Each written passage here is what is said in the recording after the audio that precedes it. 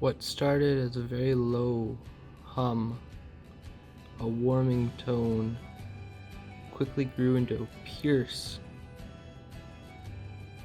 a sound that bolted through a young Eladrin's head. A young bard awakes in a gloomy tower in a very thin room in front of a desk with a sheet of paper, nothing on it except the name Ziggy and the title Bard.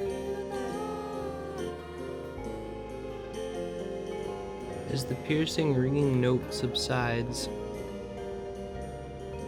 Ziggy finds himself grasping a lute. This lute is beautiful, it looks handmade. It has an archback and it's bright crimson red. It seems to almost be metallic or irradiating some sort of magical, ethereal essence. In the headstock is inscribed the word, the poet. Upon glancing up at the wall, Ziggy notices what at first he thought was a portrait of an Eladrin noble, a bard holding a very similar instrument. But it doesn't take him long to realize that this is in fact his reflection through a film of dust. So I roll for charisma and get a 15, and as I'm filling it out, I note that I'm an Eladrin, so I get +1 charisma, and I do know that I'm a noble from this portrait that I see on the wall, so I also get +2 to charisma from being a noble. I'm also going to take this moment to notch off proficiency in history and persuasion as I'm a noble, and I just learned that about myself. That harmonic quality he had in his head before what was once a ringing note is now a sense of the arcana. Eladrins are quite quick. They move 35 feet per movement, so Ziggy swiftly makes his way over to that sense that he had, the arcanic feel, and is drawn to this gate, to which he looks out and he sees almost a reflection again, but it's not, as if it's his ancestor or maybe himself, but in a statue form, rising up with wings, holding the exact same lute that Ziggy is holding. However, this is just a statue. In front of the statue, there's a chest. The stealthy Eladrin Ziggy is, he thinks to quickly try to pick the lock. So at this moment, I roll my dex, and I get +2 to dex because of the Eladrin nature. So I roll for 14, with the +2 is 16. Ziggy failed at picking lock. He realized with his arcanic proficiency that this is an unpickable magical lock of sorts.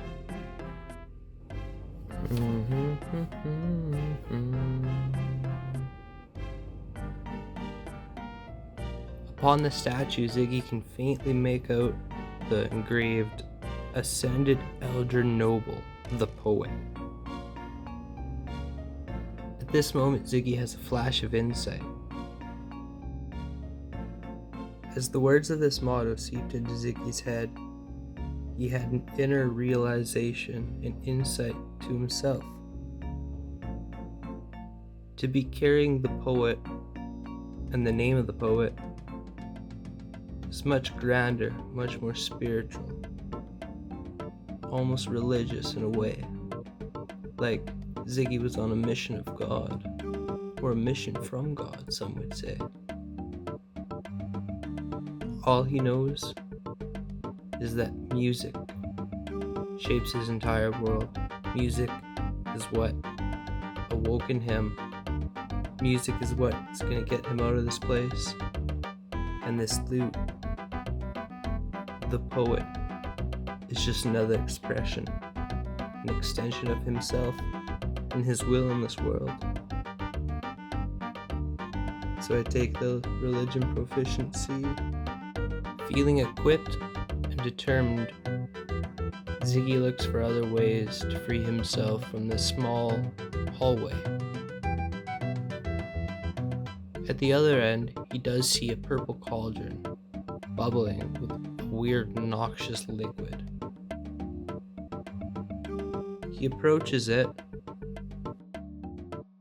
As soon as Ziggy approached the cauldron, his natural awareness kicked in. He knew exactly what this was, and with his keen perception, he does see the wall behind him is deteriorated enough, as these gases have seemingly been boiling there for who knows how long. At this point, I'm going to roll for my intelligence. So I roll and get 14. As proficient and intelligent as Ziggy may be, he's still chaotic at times, and decides that the best way out is push the contents of this cauldron onto the wall behind him and hope for refuge.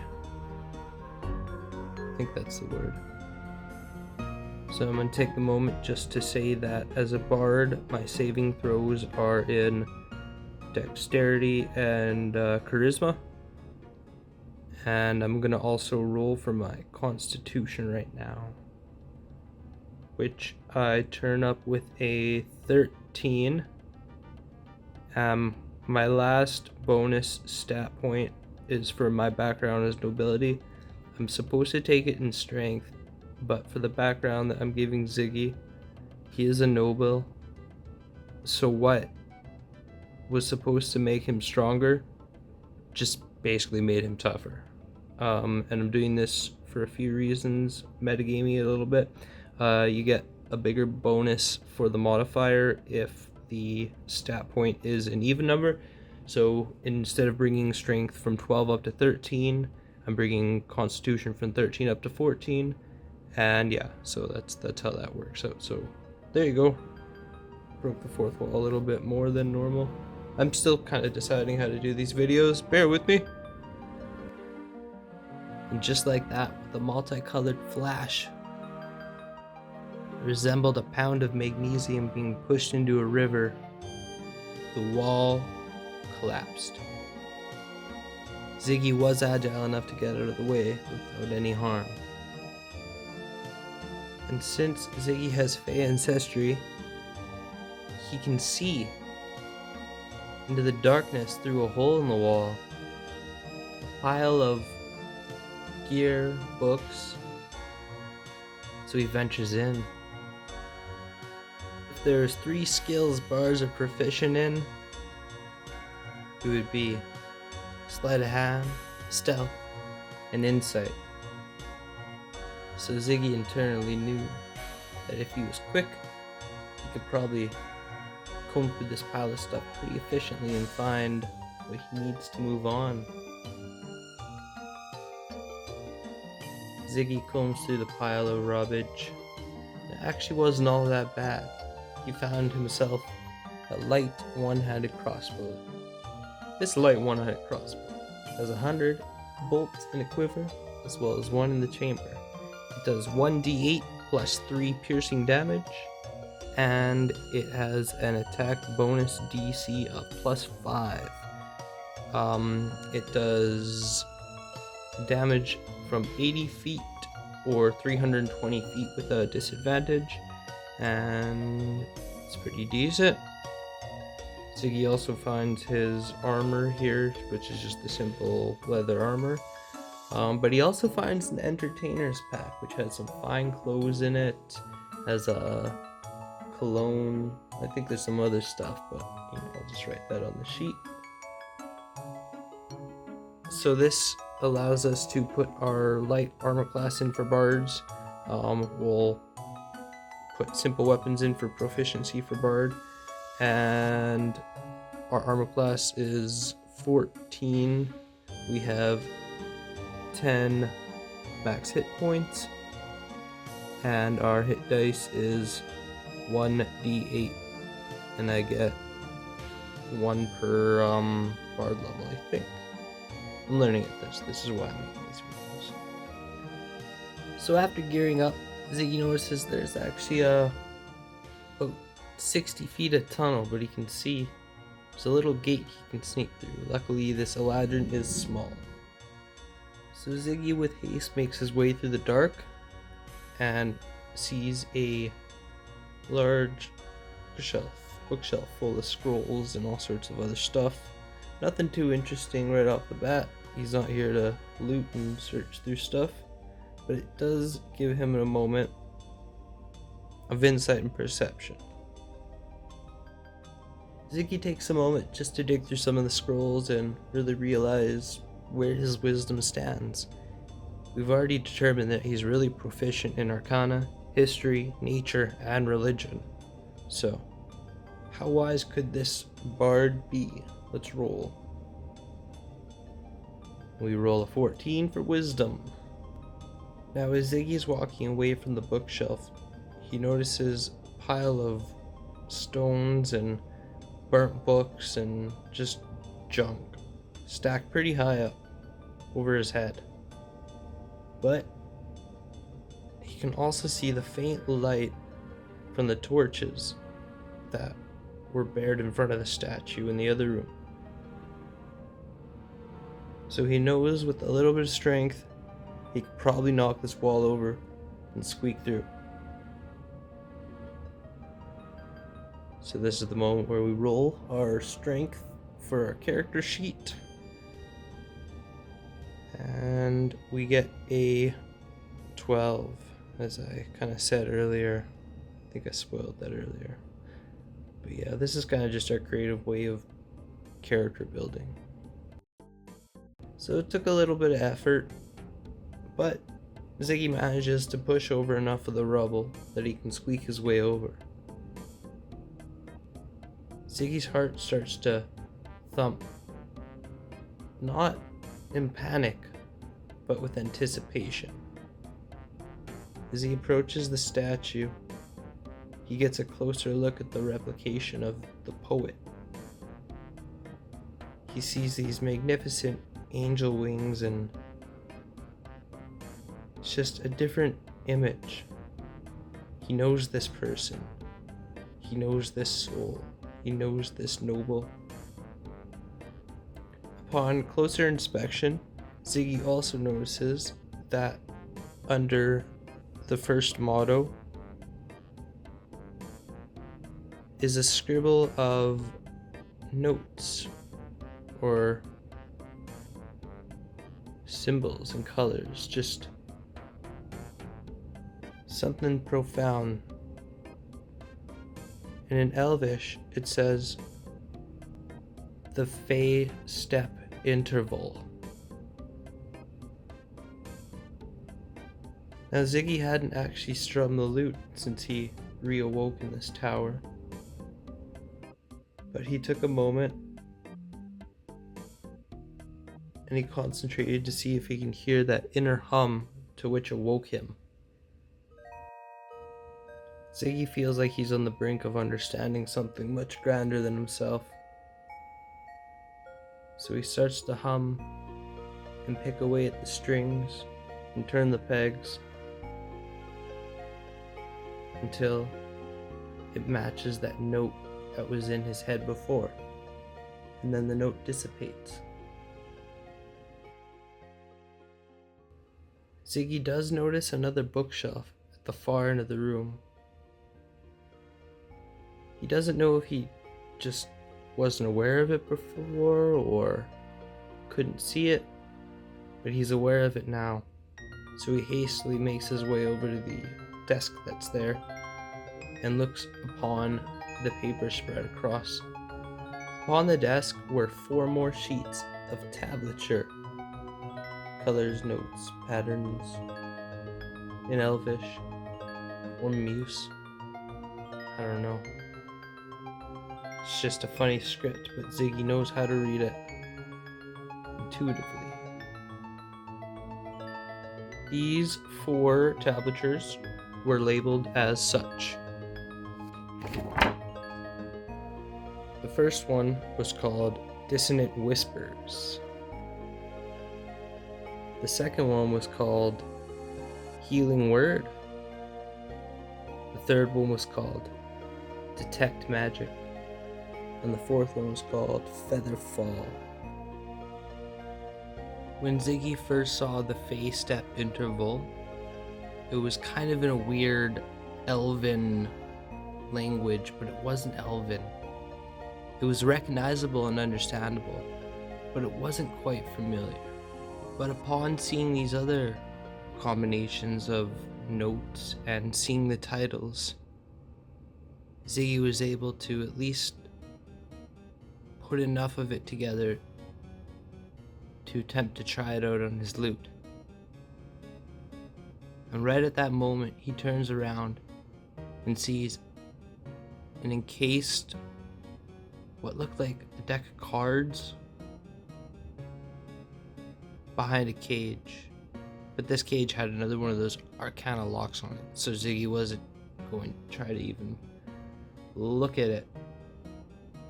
But coincidentally enough, he was thinking about the Fey Step interval, and his keen insight was doing clockwork in his brain, and he strummed. And at that moment, the Fey Step happens, and for the first time, Ziggy jumps 10 feet through this gate and is right in front of this encased glass. He inspects a little bit closer and sees that it's labeled the divination cards of bardic nobility.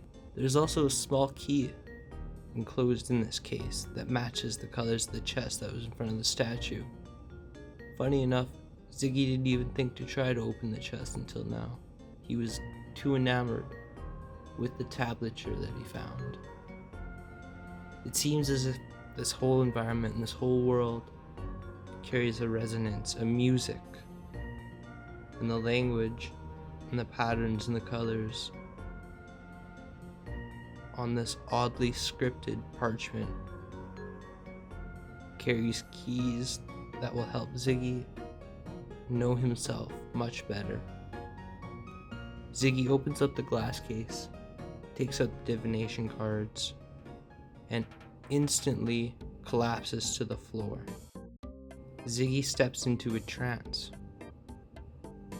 He's in a complete state of bliss and rest, or a different archetype of his own self. When Ziggy comes back to awareness, it seemed to be about 4 hours later, but he had the rest that was equivalent to 8 hours. This is a Fey trance state, Fey ancestry, so I'm kind of jumping between I and he, it's kind of funny. But Ziggy can't be charmed or be put to sleep by magic, and he doesn't sleep. He goes into trance for 4 hours and gets the same rest as an 8 hour. Back to the story. Voice of the narrator is not different than the voice of me telling game mechanics, but I'm doing this for the first time ever, so maybe we'll work this process out a little bit better. When Ziggy comes to awareness, there are 2 cards on the floor from his divination deck. One of them has the picture of his own lute on it. It says, "The Poet, Thunderclap." There's also the same symbols and colors that Ziggy is now internally referring to as sheet or tablature. But these ones, they seem a little more potent or personal, a little more original than the other tablatures he found in the other room. The second one has a picture of a third hand assisting on a myriad of instruments. Ziggy feels a profound sense of inspiration wash over himself. You could say he was bardically inspired. Congratulations, Ziggy. You have reached level 1. You have your 2 cantrips, your 4 starting spells, what do you call them? So fully rested, bardically inspired, and equipped with a new deck of divination and a thirst for mystical, muse-ridden tablature,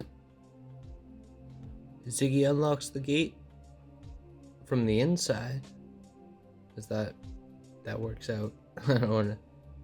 But when Ziggy took the cards out of the case earlier, the arcanic charge on the gate dispelled, so Ziggy is able to freely leave that from the inside, and as he does, approaches a massive yellow and green winged gargoyle perches above the window and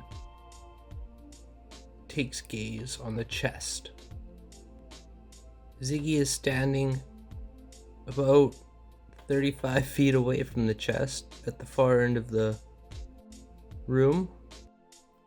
So this is our first attempt at combat. Let's see how I do. We start with rolling initiative. I didn't zoom in too well, but I won the initiative on this one, so I'm going to attempt to shoot my one-handed crossbow. Ziggy's going to shoot his one-handed crossbow and attempt to knock back this gargoyle off the chest. Let's see if we can do it. So Ziggy gets to go first with the initiative, and he attempts to shoot his crossbow. I roll a 14, I get a +5 for the crossbow, so that means I hit.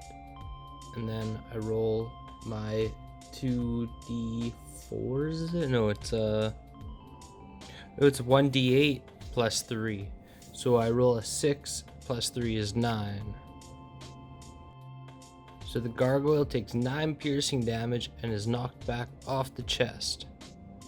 Ziggy takes this moment to try to dash, using his action, to the chest, quickly pops it open, and he grabs 3 items, stashes them in his bag as quickly as he can. One felt like a potion, one was a piece of parchment with some odd colors and symbols on it,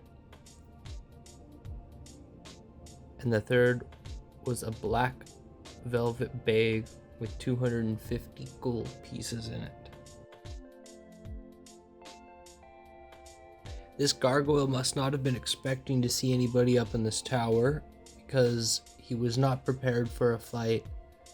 He goes to retaliate and rolls a critical failure, a 1.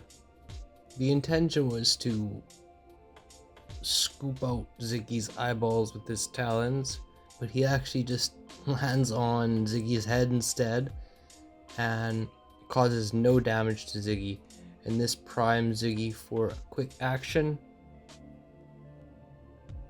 With the gargoyle's attack being so ineffective, Ziggy gets the chance to grab the poet and strum out the intervals to dissonant whispers.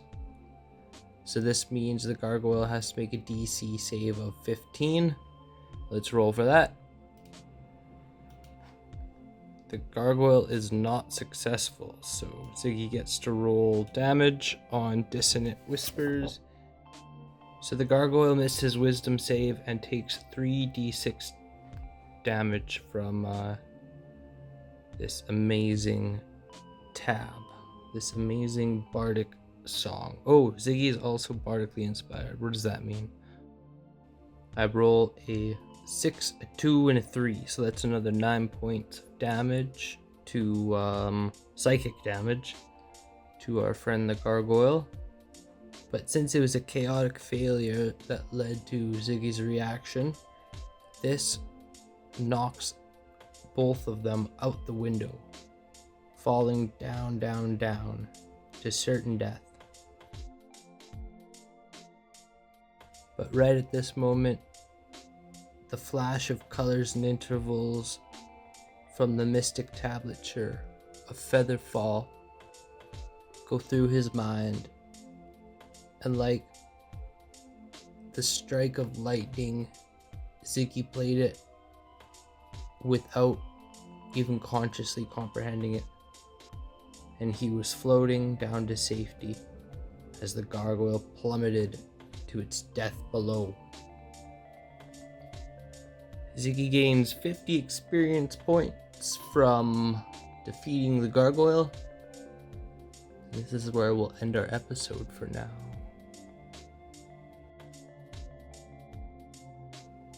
So this is the first episode of my solo play D&D world. It's kind of helping me to learn the game a little bit and get to make videos and mess around with painting and miniatures and all that stuff. So if you like it, let me know. I have plans for a few more episodes. This one was a little bit tougher because I was basically just going through the character creation sheet and showing basically how that works and learning myself. I clearly don't know all the rules or anything, and a lot of this is probably gonna not be completely made up as I go. I got a lot of resources and I'm really trying to think it out here. But for now, I hope you enjoyed that, and don't worry, Ziggy's safe. He's got lots to do in this world still. I guess I'll do a quick recap of our character sheet in totality. So we are Ziggy, we're a bard, we're Eladrin, we're a noble. We have 18 charisma, we have 14 wisdom, 14 intelligence, 14 constitution, 16 dexterity, and 12 strength. I did roll those all. Those were all fresh back-to-back rolls.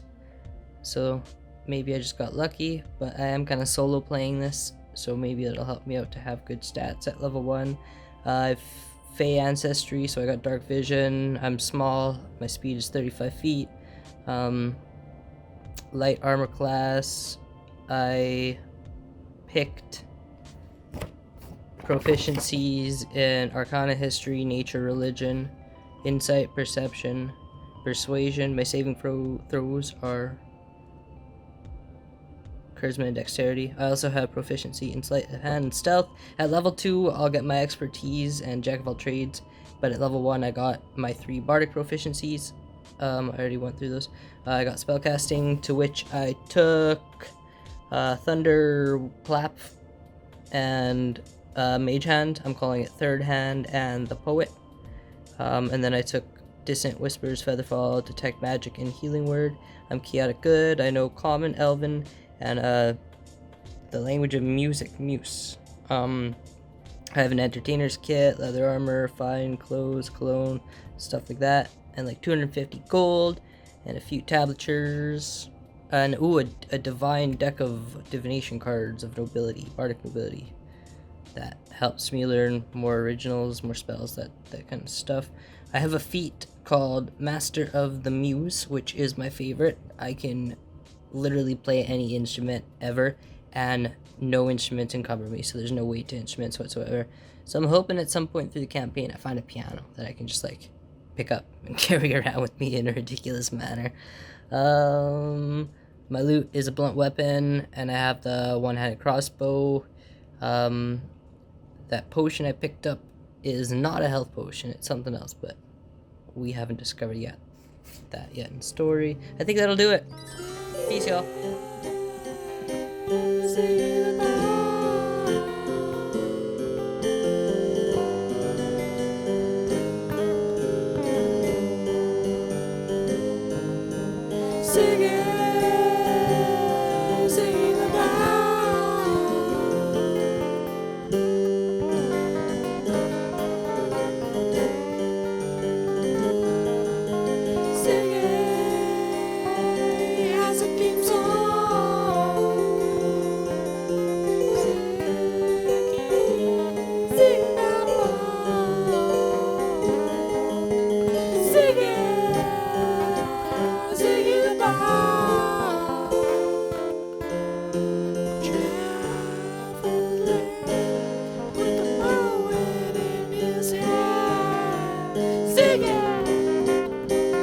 Ziggy, goodbye.